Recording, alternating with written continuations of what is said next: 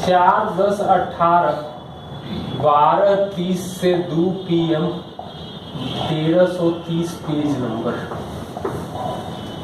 Question number 6 दिया गया है, MRP 1880 है और विक्रय मूल्य 1598 है, तो छूट का प्रतिशत क्या होगा? तो कितना छूट मिल रहा है?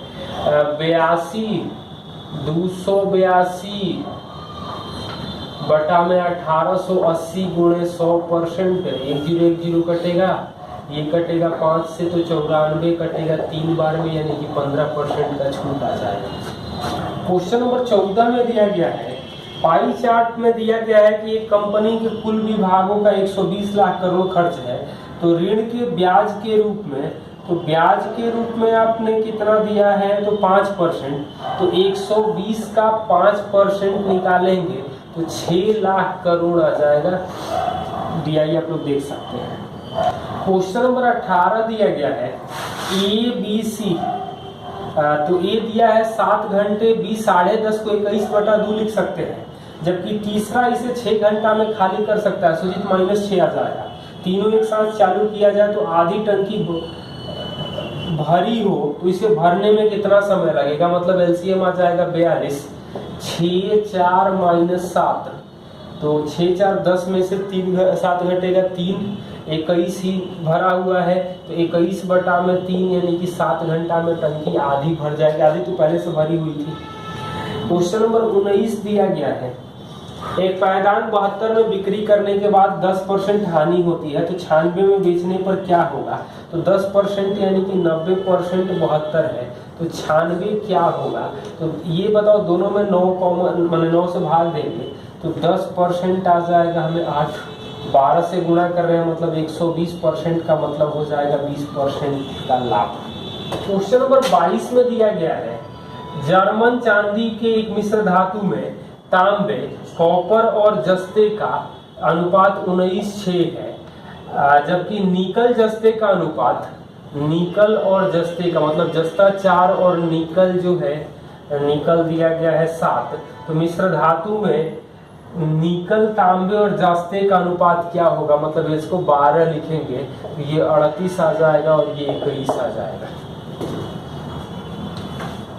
6, 4 का LCM ले लेना है। क्वेश्चन नंबर 24 में दिया गया है, परीक्षा उत्तीर्ण छात्रों का प्रतिशत कितना है?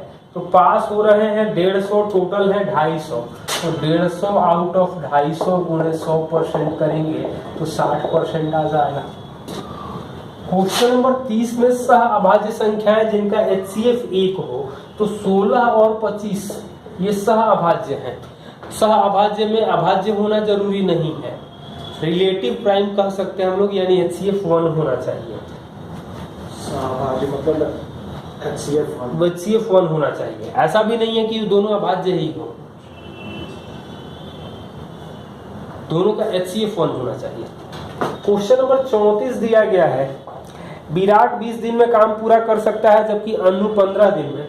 विराट कर सकता है 20 दिन में, अनु कर सकती है 15 दिन में। एक साथ काम करते हैं तो दोनों को मिलके कितना समय लगेगा? तो ये 20 और 15 के LCM आएगा 60, 3, 4, 7, यानी 60/7 करेंगे तो 8×4/7 दिन आ जाएगा। सिंप्लीफिकेशन 35 नंबर सवाल आप लोग कर लेना। क्वेश्चन नंबर 37 में दिया गया है कि 102.01 का वर्गमूल क्या होगा?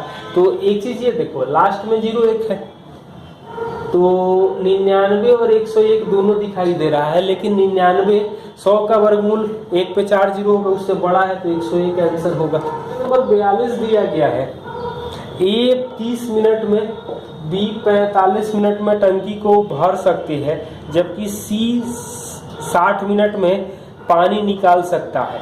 C 60 मिनट में पानी निकाल सकता है, मतलब LCM 180 आएगा। तो 6, 4 और -3 यानी कितना टाइम लगेगा? तो 180/7, तीनों मिलके काम करेंगे तो 25×5/7 मिनट हो जाएगा। तो 25 + 5/7 दिया गया है। क्वेश्चन नंबर 48 में दिया गया है, निम्नलिखित में कौन सी संख्या का अपरिमेय वर्गमूल होगा?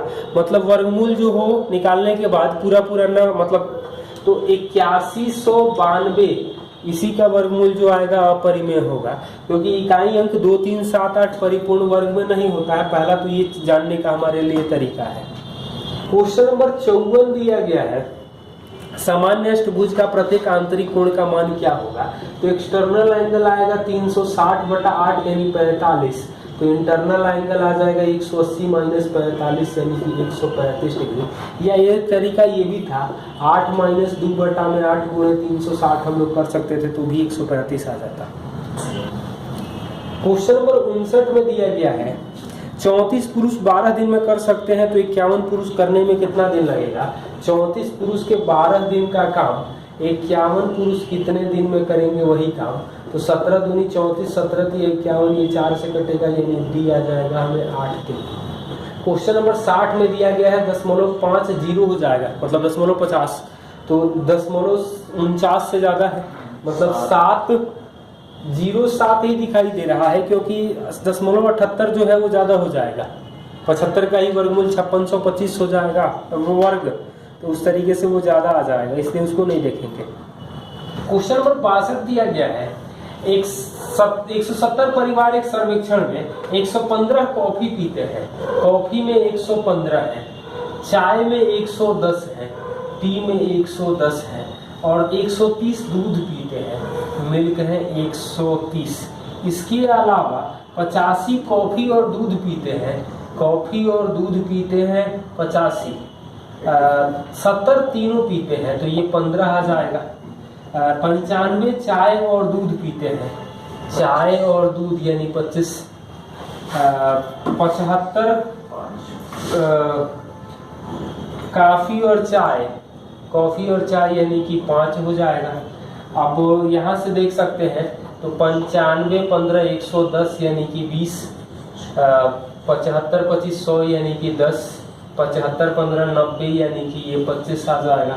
अब पूछ रहा है कि पता करें कि कितने परिवार कॉफी और दूध का उपयोग करते हैं। कॉफी और दूध का प्रयोग करते हैं, लेकिन चाय का प्रयोग नहीं। कॉफी और दूध का प्रयोग करते हैं, यहाँ ये दिया है कॉफी और दूध का प्रयोग करते हैं, चाय का प्रयोग नहीं करते हैं, यानी कि 15 ही दिखाई दे रहा है। क्वेश्चन नंबर 63 दिया गया है, मनोज अपने आय का 33% खाने पर खर्च करता है। उसके वेतन में 1000 की वृद्धि होती है, लेकिन खाने का खर्च नहीं बढ़ाया, जिससे कारण उसके खर्च कम होकर के 27% हो गया। तो प्रारंभिक वेतन कितना था, तो 33% और 27%, तो अब जो आ जाएगा वो 9 और 11 के रेशियो में आएगा। 2 के लिए कितना वेतन बढ़ रहा है, 1000, मतलब पहले 4500 वेतन था, अब 5500 वेतन हो जाएगा, और यही 4500 पूछा गया है। क्वेश्चन नंबर 69 में दिया गया है 8% प्रति वर्ष चक्रवृद्धि ब्याज 2 साल के लिए 729,990 होता है, तो मूलधन क्या है। तो 25 जो होगा वो 27 होगा, मतलब 625 जो होगा वो 729 हो जाएगा 8% की दर से, यानी कि 729,000 है, तो मूलधन कितना होगा, तो 625,000 का आंसर आ जाएगा। 8% चक्रवृद्धि ब्याज 2 साल है, तो इसको नहीं ऐसे भी निकाल सकते थे, 116.64% आ जाएगा, 729,000 तो 100% क्या आ जाएगा, ये भी 25 होगा। हाँ, एक साल में 25 कितना हो जाएगा, 100 108 से 25 27 लिख सकते हैं।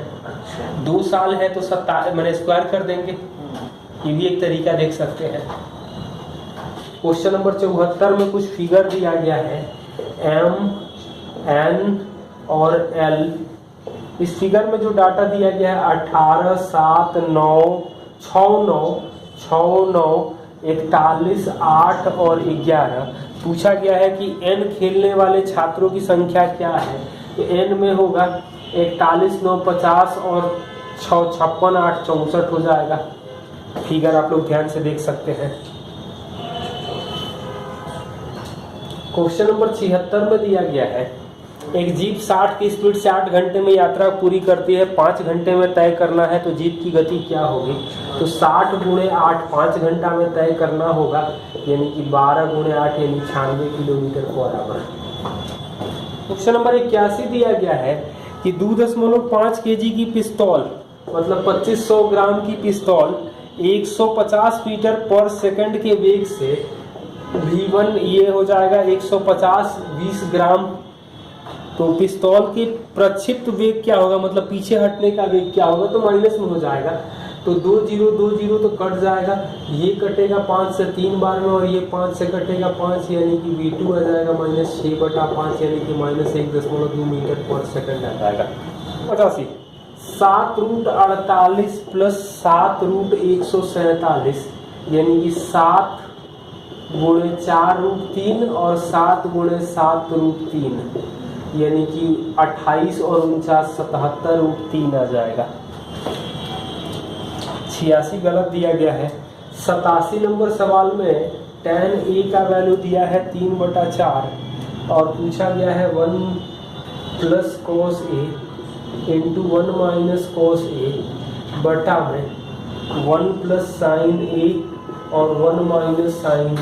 तो एक तो तरीका ये होगा कि 1 माइनस कॉस स्क्वायर a और 1 माइनस साइन स्क्वायर a, मतलब कि sine square by cos square tan square a लिख सकते थे 9/16, या कॉस a का वैल्यू यहाँ से हम लोग लिख सकते थे 4/5 और साइन a का वैल्यू लिख सकते थे 3/5 में भी पुट करके हम लोग देख सकते थे। क्वेश्चन नंबर 89 में दिया गया है कि 1.5 में हम लोग 12 से भाग दे रहे हैं तो 0.125 आ रहा है, तो 1500 में हमने भाग देना है 0.012 से, मतलब कि 15 पर हम लोग 5 0 से भाग देंगे और 12 से, तो ये जो भी आएगा वो 125 पर 3 0 आ जाएगा। क्वेश्चन नंबर 92 दिया गया है 10 छात्रों की कक्षा में औसत आयु 16 साल थी, जब 2 कक्षाएं छोड़ी तो शेष की औसत आयु 16.25 हो गई, तो छोड़ने वालों की औसत आयु कितनी थी? तो 16.25 x ये 16, ये 8 लड़के पहले से थे, 2 लड़के छोड़े हैं, तो 2 की मतलब ये 1 और 4, 1 4 होने का मतलब ये है 1 के लिए 0.25 है तो 4 के लिए 1 आ जाएगा, एक बड़ा है तो दूसरा छोटा होना पड़ेगा, मतलब 15 एवरेज होगा। तो टोटल एज दोनों की पूछा गया है, तो 15 दूनी का टोटल आ जाएगा 30।